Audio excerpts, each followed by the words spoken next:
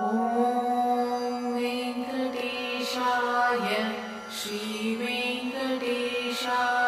नमः। ॐ शेषाद्रिनिलयाय श्रीवेङ्कटेशाय नमः। ॐ वृषदृग्गोचराय श्रीवेङ्कटेशाय नमः।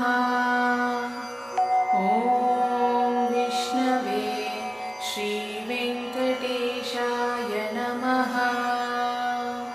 ॐ सदञ्जनगिरीशाय श्रीवेङ्कटेशाय नमः। ॐ वृषाद्रिपतये श्रीवेङ्कटेशाय नमः। ॐ मेरुपुत्रगिरीशाय श्रीवेङ्कटेशाय नमः। ॐ सरस्वामितटीजुषे श्रीवेङ्कटेशाय नमः। ॐ कुमारकल्पसेव्याय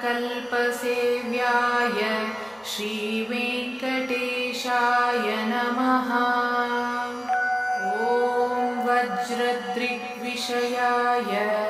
श्रीवेङ्कटेशाय नमः। ॐ सुवत्सलासुतन्यस्तसैनापत्यभराय श्रीवेङ्कटेशाय नमः। ॐ रामाय श्रीवेङ्कटेशाय नमः। ॐ पद्मनाभाय श्रीवेङ्कटेशाय नमः। ॐ सदावायुस्तुताय श्रीवेङ्कटेशाय नमः।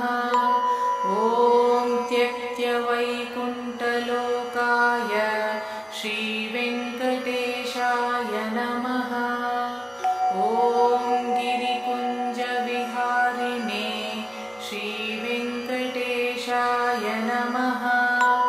ॐ हरिचन्दनगोत्रेन्द्रस्वामिने श्रीवेङ्कटेशाय नमः। ॐ शङ्कराजन्यनेत्राब्जविषयाय श्रीवेङ्कटेशाय नमः। ॐ वसुपरिचरत्रात्रे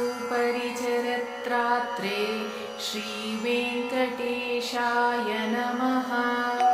ॐ कृष्णाय श्रीवेङ्कटेशाय नमः।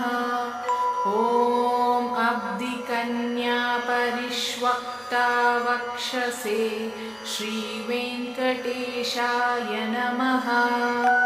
ॐ वेङ्कटाय श्रीवेङ्कटेशाय नमः।